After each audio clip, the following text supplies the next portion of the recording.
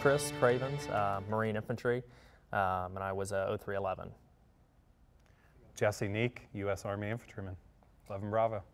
I guess first question here, is it hard to believe it's been 20 years? Yes. Absolutely. Yeah, it kind of feels like it was yesterday or last month or last year. So 20 years is a lot. So had you both already been in 2003, you were already serving at that point, or did you jump in and join as a result of Operation Iraqi Freedom? Yeah, so I was 2004. Okay. So yeah, so I mean, 9/11 was really my driver. Yeah, to be quite honest, I mean, we had some lineage Marine Corps in the family, but that was certainly the push. Yeah. So Iraq was my second tour. I had been in previously. I joined the Army right out of high school. Did a little stint up at Fort Richardson, Alaska. And what year was that you joined? Joined in 96, left in 97. Did a couple years up there. Missed home. I was a young kid. We were talking about being young kids earlier. And came home and then missed the military and ended up going back in July of 2001. So and obviously, you know what September happened. September 11th happens. That changes your world. Yeah, definitely. It's weird to think back to that time and think about the mindset you had then. Mm-hmm. We were upset that another unit within the 101st got deployed to Afghanistan then, shortly after 9/11. Thinking back now, I'm like, you know, now having sons, like I would be glad that you didn't get deployed. Yeah. But for us, my unit was glad when we got our turn in 2003. So clearly, you're back in, September 11th happens, your motivation is September 11th. You knew that going to combat was the next step. Yes. Yeah, it was. What's interesting telling the story now, people are like, wow, I can't believe you signed up for infantry. That's pretty much all they were taking at the time. So, you know, not too many accolades on my part. That was the frequency. That was, you know, they needed the op tempo of infantrymen on multiple fronts. So, I mean, I think out of my 40 or 50 in the platoon, at least 2/3 were infantry. And, you know, just by designation, by need. Yeah. For me, infantry was kind of just a given. I'm the son of a Marine Corps Vietnam veteran who was 0311, and when time came and I was thinking about joining, his only caveat was he did not want me to join the Marine Corps. He wanted me to join another service, and so then the Army's the only other ones with infantry. So for me, it was infantry. My uncle, who's a retired lieutenant colonel, wanted me to do military intelligence or something like that, but you don't get to do really cool stuff like jump out of airplanes and go to Ranger School, typically, if you're not infantry. So that was the route I took. So when do each of you deploy and find yourself as part of Operation Iraqi Freedom? So I was almost all of 2005 in Fallujah. Yeah, so right after the initial push. So we did a lot of the cleanup and a lot of the re-entry of those coming back into the city. Mm-hmm. Yeah. So for me, my welcome back to my unit present after graduating Ranger School in December of 2002 was orders to go to Iraq for the initial push in 2003. So we left Fort Campbell mid to late February of 2003. Spent some time in Camp Pennsylvania there in Kuwait before we convoyed in the day of the invasion in March 20th, right? Right. Of 03. And how long are your deployments there? And do you end up going back multiple times? So my deployment, our orders were a 12-month deployment. Mm-hmm. Mine was cut a little short. I think in a previous conversations, Craig, you and I have talked about it. I got hurt in north of Mosul in June of 03. So that really cut that deployment short for me, but my unit stayed that entire 12-month deployment. And then no, I ended up having to separate from service because of my injuries. Right. Yeah, and then I was 8 months in Fallujah 05, got back, retrained, and then went back 06 and 07 for about another 9-month period. When you say retrain, what do you mean? Back, refit, you know, to get your 30 days at home, go back out to 29 Palms, California, do another workup, and then just head right back downrange to another city. Trying to get your mind straight from being there and then coming back home and perhaps sharing stories or talking to younger Marines about what can be expected heading into the battlefield. That must be kind of a strange, because now you're the superior, right? You know, more experienced. Very strange, yeah. Marine. Yeah, at 19 to think you're, you know, so much more senior or experienced, but that 9 months of lessons learned is a lot. I think it was good knowing that you're immediately going back. I I think those units that come back and are in an awkward holding pattern, I think it's tough. I think when you know you're going right back, it makes it a very rigid training schedule, and you kind of stay in that mindset. You never fully get out that you're really reintegrating back into, you know, more garrison life. You're Right. just getting ready to go back and retraining new guys that haven't been. So when you take that second step in country, that next deployment, does it feel different? Mine did significantly.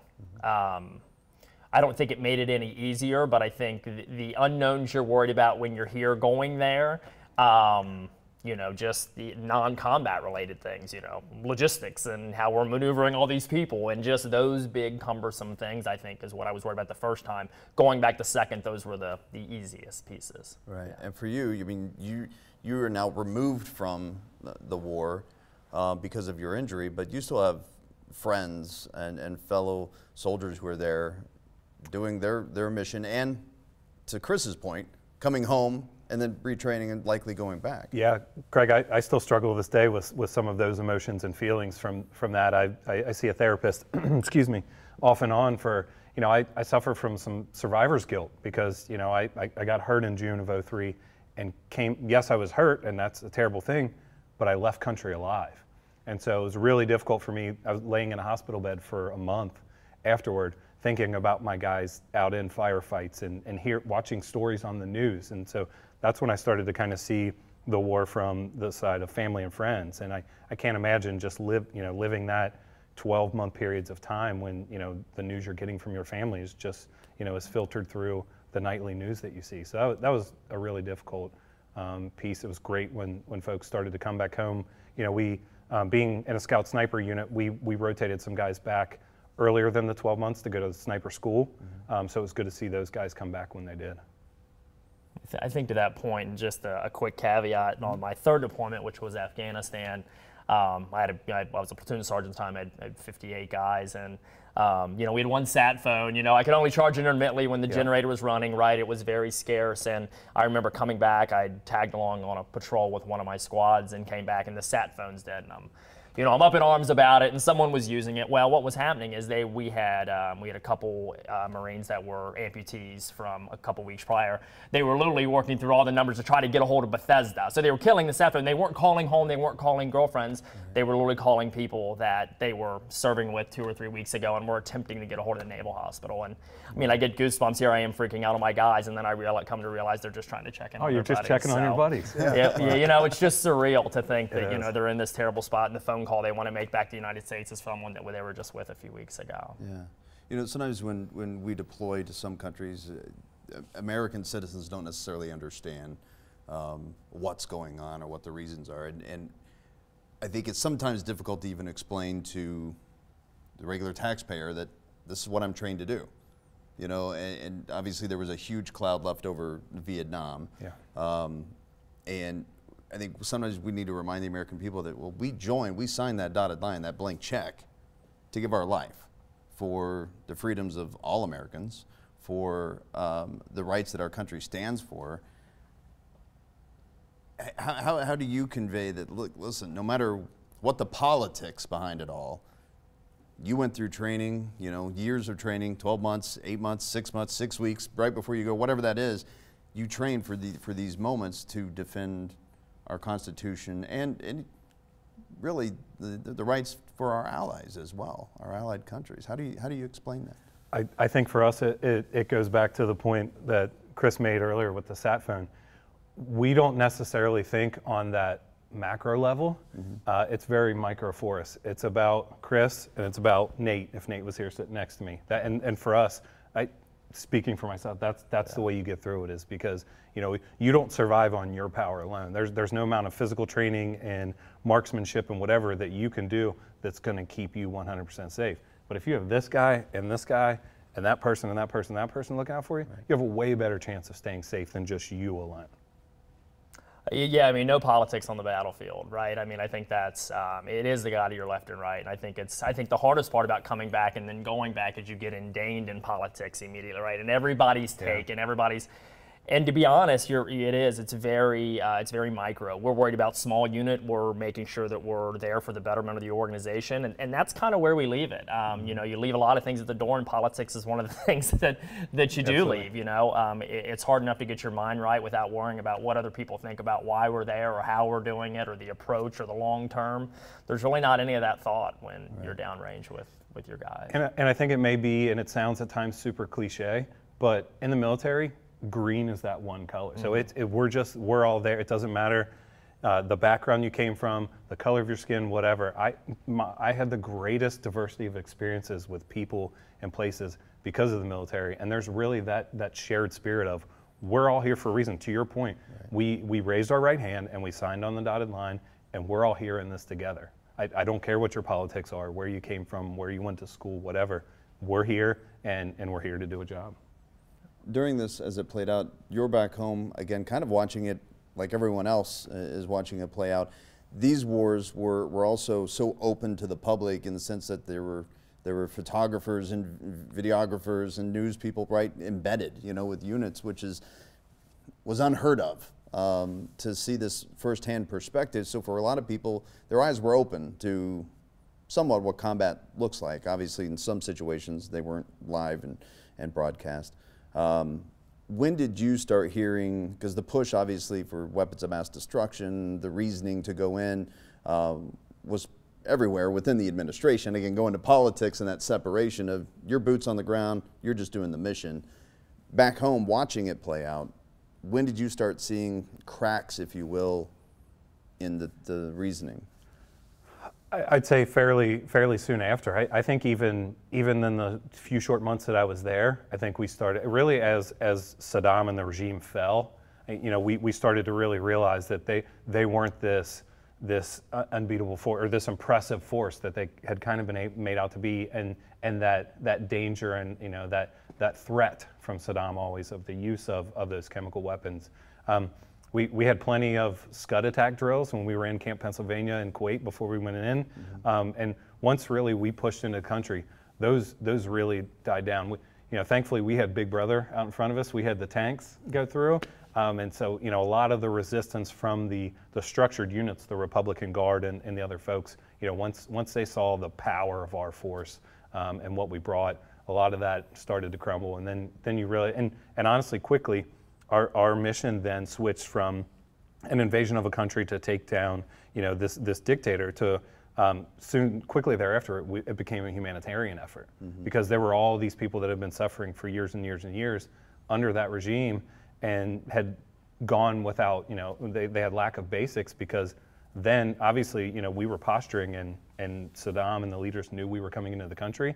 So a lot of those basic necessities that would have been going out to some of the other communities were kind of kept and hoarded. So it very quickly for us in early '03 made that flip from kind of war to humanitarian effort. So when you're in NCOIC though, in charge of the soldiers and Marines beneath you, how do you keep that separate? If they've just come in, they've seen headlines back in the States, they've been watching news, how do you as a leader then say, listen, it's not about that. We have our task today. We have our mission today. Are there any situations that you had to go through while in country? Yeah, I don't think I really had any. The Marine Corps is really, really good about mitigating the why. You know, which sounds terrible, but the mission is the mission, and you don't always get the why. The why for us on the small component of what we were actually supporting was making sure you're checking overhead and you're in the back of a platoon, making sure you're watching where you step if you're running point, making sure comms work if you're the comm guy attached. We didn't expand too far out of that bubble. Which goes right back to the task. You're trained to do this. It really does, and I think that even young guys coming in, 18, 19, at this point, so my second Iraq deployment was much tougher because I think we were in this awkward holding phase of you guys had pushed through, we get there in 05, okay, we're going to let people back in, it's more security operations.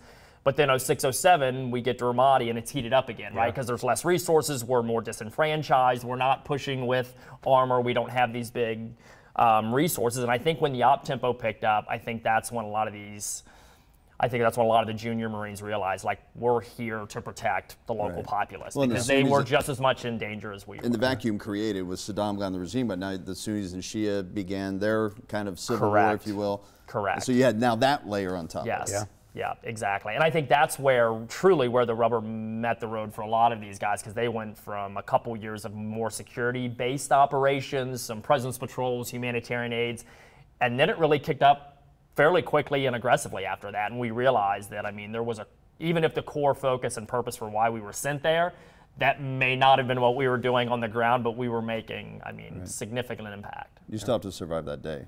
Yes. And hopefully bring whoever's next to you home with you as well. I see your face, though. Yeah. That's tough. Tough.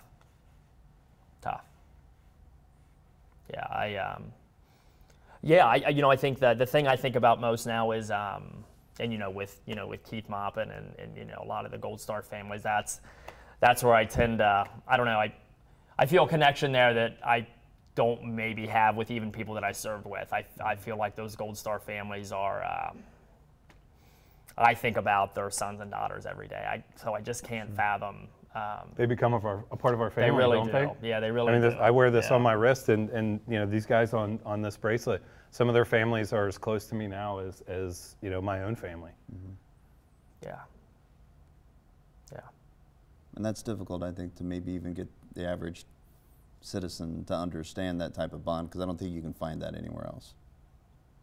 Coal miners have their job, they're down in the deep, and they've gone through experiences, and some, especially in the survival situations when there's collapses, but I can't really think of another line of work, where this type of a bond happens. There's a bit of crossover, I would say, and this is maybe my bias speaking, because I'm a huge fan of Jay Glazer and what his organization, MVP, Merging Vets with Players. I hosted a screening of the movie last month, and it was really, really impactful.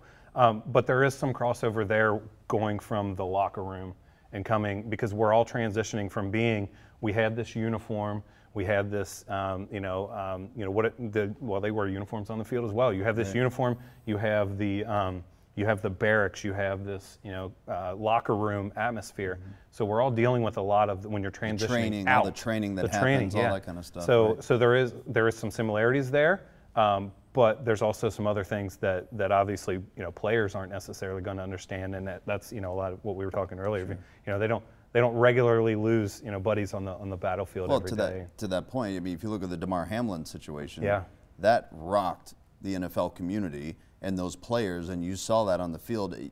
To your point, doing any type of a comparison, which some people may say, well, that's not fair, Craig, to make that comparison because I lost, buddies on the field in Vietnam or what have you, but the whole world stopped, and those players right then said life is more important than this game. And it was kind of a reality check, which is something you get in combat. Yeah. I was there in Paycor Stadium that night, and the weight of that really hit me that evening before we even really knew what was going on. That was kind of one of those moments, those step back moments of like, those are people out there too. Right. So that was heavy that night. If we talk about decompressing from the combat zone, how has that journey been from when you left, when you got out of the service, and today? Are you still on that journey? Oh yeah, I think it's constant. I don't think that journey ever ends. I don't think so. Yeah. I think when that's over, you're over. Yeah, I don't. There's no switch. There's no class. There's tools, right? There's therapy. There's I'm sure we've been through a lot of the same things. As far as resources, but those are just tools you have to consistently keep using. Yeah, I would agree. I don't think it's to that point. It's a constant journey. I mentioned earlier, my dad's a Vietnam veteran. He's still working through stuff that he saw over there. The anniversary, his best friend was killed right next to him while they were digging a foxhole. And every year on that anniversary and on Max's birthday, my dad will text me or call me and just, hey, Max would have been X years old today. So I think it's a part of healing, I think, and that's I think a takeaway from therapy is that for my dad especially and me as well, talking about it. So thank you for having us here for this. This is helpful. For me, there's no one size fits all for everyone. I think everything is different for everyone. Right. But I truly, the impact of talking about it and adding voice to those emotions and those experiences, and even speaking the names of the guys that we lost, I think that's a continued kind of healing process. And I've spoken to Kate Shard, Dr. Shard, a lot, obviously. Yeah, she's amazing. Her amazing program. National research that she's doing tied to PTSD, and it is the discussion of, well, I just want a magic pill. Just give me that magic thing that I can flip a switch and it's off. Yeah. That doesn't exist, and that's why there are so many different, research and development and so many different programs out there. Yeah. What would you say to a veteran? And granted, we still have people don't think about it because they see, the withdrawals happen, and we're no longer in Iraq or we're no longer in Afghanistan, but we still have troops that are left behind. We still have troops that are not left behind in that sense, obviously, but left behind in that they are training there, they're helping others train, they're redeployments. Yeah. So there are still soldiers and Marines, special forces in countries in Syria that there are no headlines anymore. Right. Because the withdrawal happened. Yeah. What do you say to those still being deployed to those arenas or when they come home? Would you have anything to say? I mean, maximize resources. I think it's so tough when you're getting out because you're so ready, right? You've mentally prepared yourself. You're going back home. You're excited. You've got the blinders on, right? You're just seeing, you're seeing 40 to 71, and that's that you're headed north, right? And I did a terrible job. I had to, when I got out and then started having issues, I had to go back and dig and be like, what were those resources? What were they talking about? Getting into the VA, getting into local resources, all the, the commissions, every 88 counties in Ohio, they all have veteran service commissions with, well-rounded, knowledgeable, resourceful people. Mm-hmm. I think a lot of times, though, we stumble before we realize we got to go back and find what those resources are and institute them. Yeah. So I think it's a really tough time to talk to a 21, 22-year-old about getting out and no more regulations and no more waking up at 4:30. Tell them, here, you need to learn all these resources and processes. Right. But I think that impact is so important because I think a lot of us, like me, ran into kind of a wall there after not having resources for so long when you're getting out and then having to go back. Mm-hmm. Yeah. Same. It's almost like you hit a wall. There's so much that we take for granted when we're in, right? So our food is provided for us, our housing is provided for us. So, you don't need to think about these small things about applying for insurance coverage somewhere or going to your primary care physician. That's all kind of just part of your everyday life when you're in. So there's a lot of those, we all say that adulting is hard, right? But there's a lot of those adulting things that you need to do. My advice to those guys and gals coming back is seek those resources, and those resources are out there. There are also organizations. Craig, you're a great partner for the Barracks Project. Mm-hmm. We're a great organization out there, willing to help with emergency assistance and redirecting folks. I'm thankful that we used to have the Northern Kentucky Military Veteran Coalition. Kind of lost our way with that because TVCA was the parent company for that. Right. Easter Seals Redwood has stepped up, and we're rebooting that as the Tri-State Military Veterans and Family Collaborative. So there are all these great, Easter Seals on their own is a great resource out there, and has some great partnerships with the VA, with education assistance, just other places. So I think it's we've all been there, and we've all struggled with what you're going through when you come home. So just know that you're not alone, and that's not even just talking benefit wise. That's talking about the mental stuff that we were talking about earlier. It's like we've experienced that stuff. It feels like you're all alone on that island. You're not. Reach out. There's one of us, or there's an organization out there that can help. And there are a lot of these organizations that have really, to your point, like Easter Seals, have over the past several years changed and reorganized their mission with that veteran focus. To that point about changes, and the VA, let's face it, is kind of a snail at times in making changes for our vets. But most recently, the PACT Act and the Compact Act, but the PACT Act was a sweeping piece of legislation that, a lot of it directly impacts OIF and other veterans who, deployed to Afghanistan or what have you, because of the burn pit issue. Were you impacted by the burn pits themselves? Every day. every day. For us, it's not great great visuals for everyone, but our latrines most of the time over there was a hole in the ground, and then just about every day you would burn that to kill off the contaminants and the bacteria and everything. So yeah, there was constantly something on fire in the country in 2003. There probably still was in 05 and 07 and whatnot. So yeah.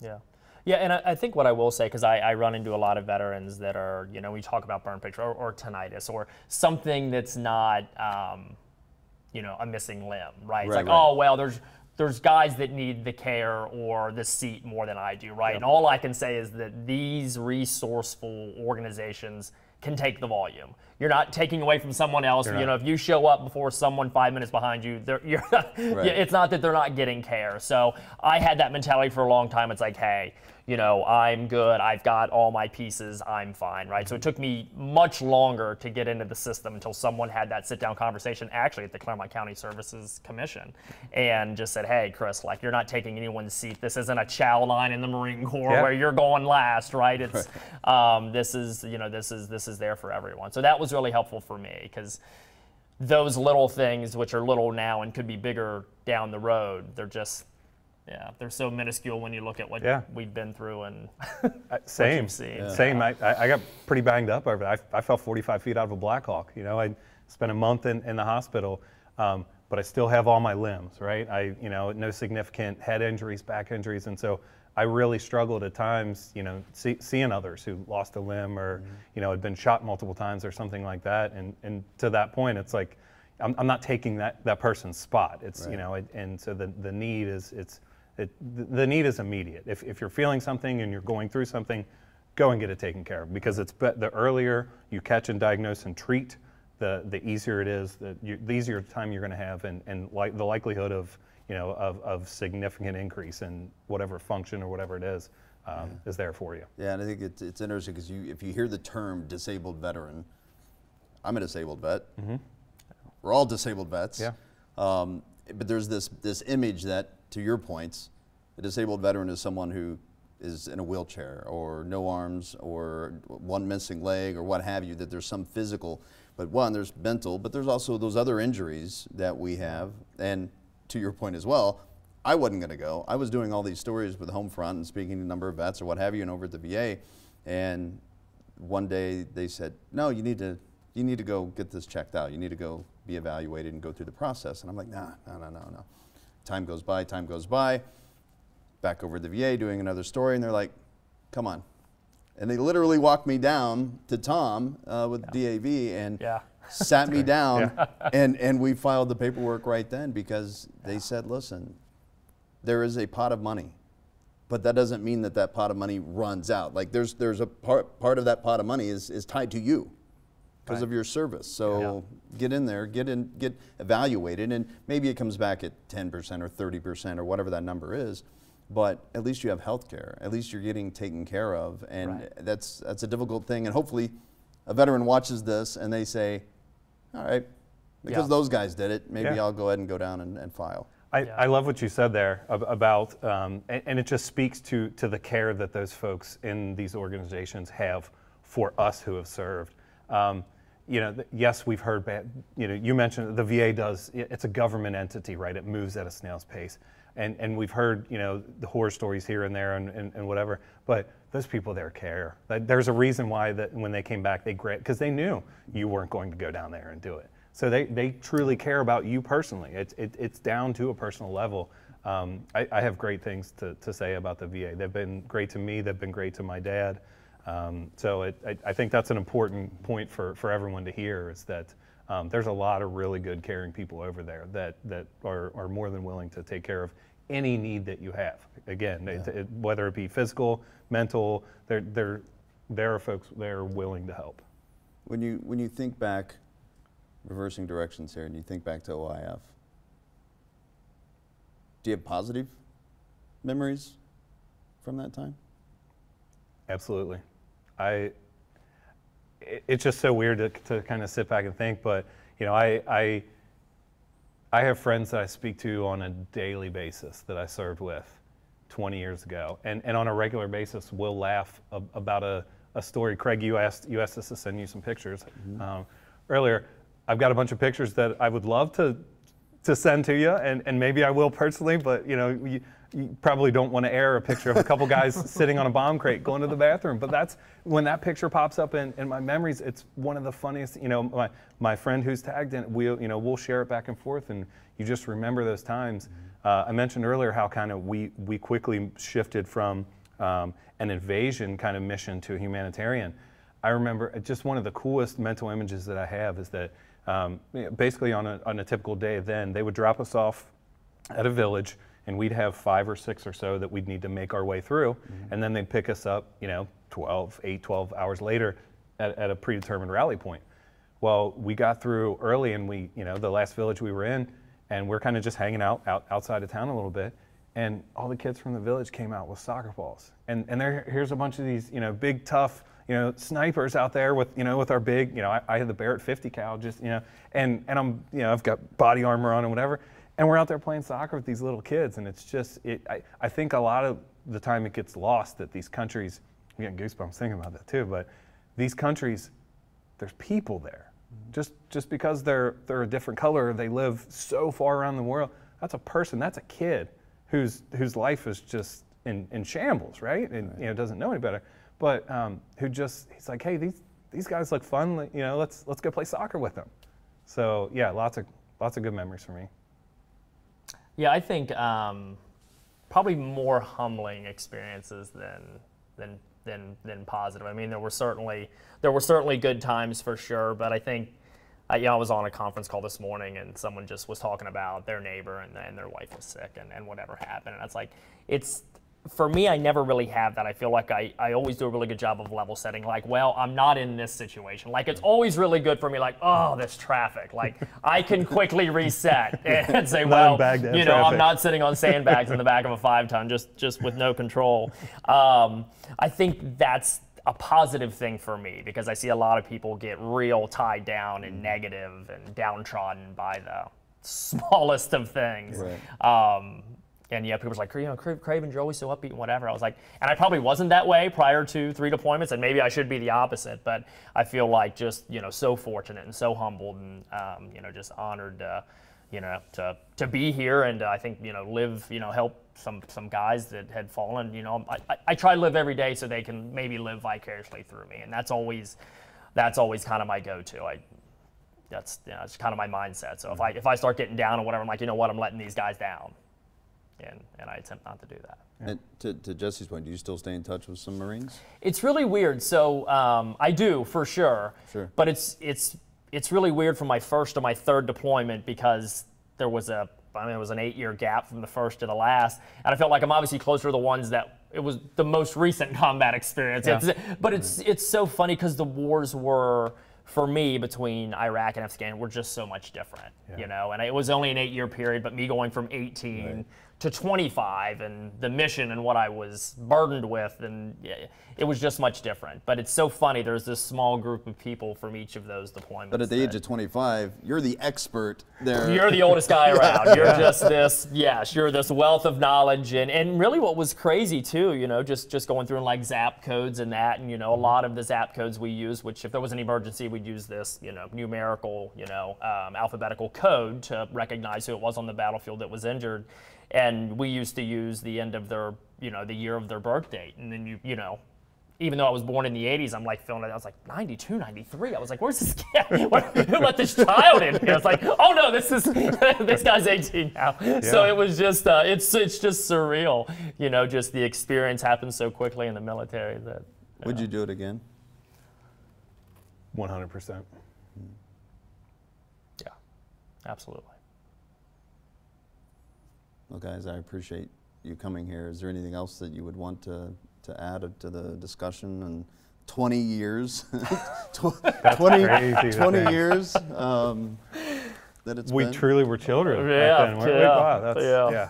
I felt young until today. I was like, oh, we've got that 20-year anniversary thing going on. Yeah.